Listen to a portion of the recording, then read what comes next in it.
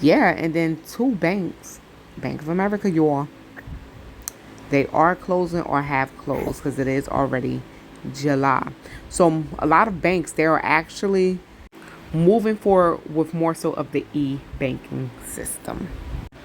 Hey fam, welcome back. Welcome back to another video. This is Shauna, and I'm officially checking in over here at Moments with Us. So you guys, today is Saturday, so happy Saturday. Hopefully you all are doing well. In today's report, we'll be doing our news, comments, and report as usual, like we do every single Saturday. So if you are new here, you can go ahead and check in. Let us know where you are watching from and how you're doing.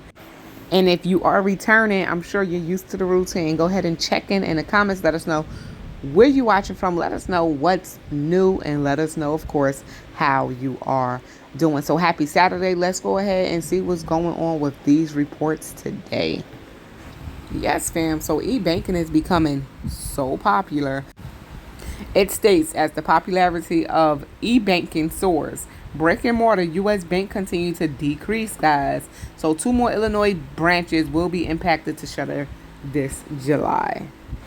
Believe it or not, more and more banks would continue to shutter. Who knows? Let's say it would be possibly 1 bank per city, even if that soon. Who knows? But we shall see. But as everything goes over to digital, honestly, there will be no need for actual branches. Y'all know what I'm saying? So we'll see what happens with that one. So then a U.S. farmer is sending a warning out that China is actually taking over our food security. Despite lawmakers' success in introducing legislation to address the issue, one U.S. farmer raised a red flag that China is still infiltrating many, many acres in rural America. So farmers have voiced their concerns for more than 2 years over Chinese-owned companies purchasing large swaths of rural farmland in states like Oklahoma, Minnesota, North Carolina, and Virginia. Now, I know somebody that's listening is from one of those states that I just named. U.S. Department of Agriculture data from 2021 indicates that China controls an estimated, 383,000 acres of U.S. farmland, with their investments reportedly generating to $1.9 billion just that year. So this farmer is basically saying, listen, it's still happening. They still buying out our farmers, and we are in trouble. Now that here then brings me to this little story about, well, not a story, but something that someone wrote. So someone said, update. My brother said very few cornfields in Michigan or Elkhart. When he left my house in Mishawaka, he just texted me and said he counted 7 cornfields in Granger, Indiana, but that was the most seen anywhere around 3:55 p.m. Eastern time. So they then go and say, I live in northern Indiana. The joke to so many tourists is that there's nothing here but flat land and corn. In all the areas outside of our tiny downtown, there's typically acres and acres of corn. Even the nun convent and the priest monastery grow corn. We used to be able to drive through and see wild turkeys, deer, etc. and etc. Well, not anymore. As I drove from Mishawaka to South Bend today, areas especially more rural, there was 0 corn, none. Then they go on and state maybe the government did pay people to not grow. Trust me, it normally can't be missed. It's knee-high by the 4th of July, but there's nothing. So this person who's seeing the farmland is actually being, I was going to say destructed. I'm going to say destroyed, taken away. People are not growing, as much as they're usually growing, because this person is saying that there's actually none. We know what is true, that the governments have been paying farmers to destroy their crops. Is it still happening? Yeah, I would think so. It's definitely still happening. With ingredients changing in our food, us not having access to fresh food is something that they actually want to happen. And if they want it to happen, they will make so for it to happen. Pay attention. If you live in that type of area and you driving and you usually see acres and acres of corn that suddenly disappeared, then you know. And if you thought that was something, so the web says fashion will be abolished by 2030. Yeah. Humans will all wear a uniform. What does that sound like to you guys? And of course, sticking to the master plan. It sounds like a song, sticking to the master plan. Ooh, ooh, sticking to the master plan. But yeah, that's all I can think about. But yeah, guys, that's what they're doing.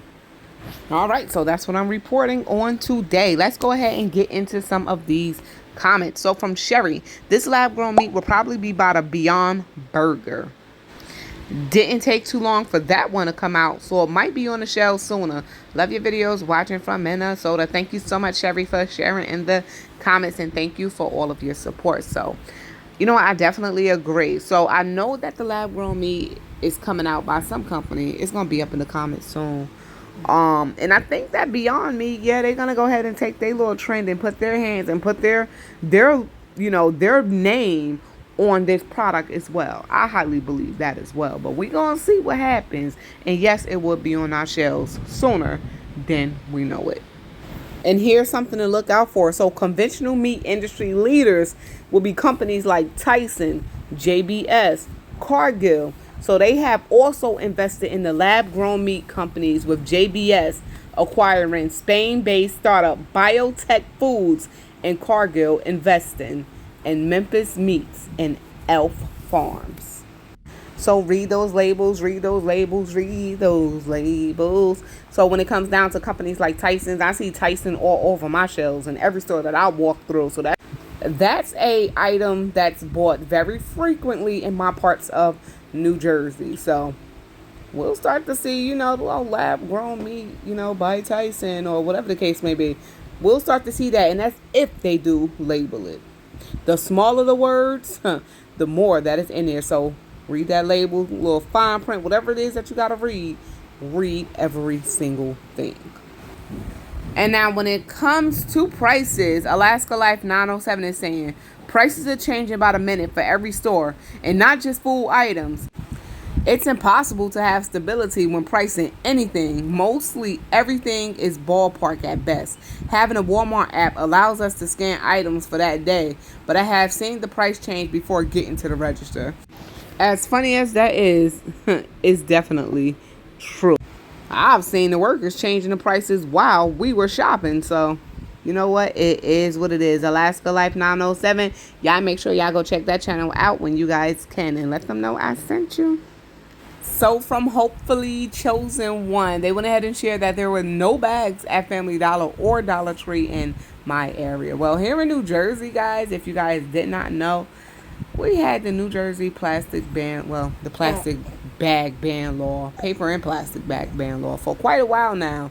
And that's actually spreading from state to state to state. So if you're not used to having no bags, please carry those reusable bags with you when you go shopping, just because if you're not staying up to date, your state might be one of the states that's going to implement the no paper bags or plastic bags. You will have to pay for bags at the register or bring your own.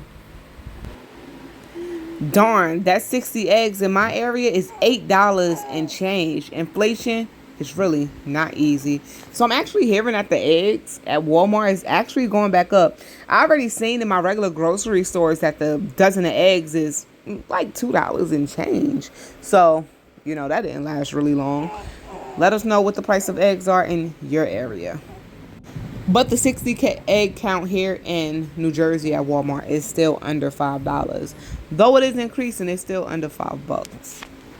All right, so from Gigi Longtime 2891, everything is going up. Evaporated milk in Miami is $2.29, and that's for the cheaper name brands. Sold one as much as $3.99. It's getting bad.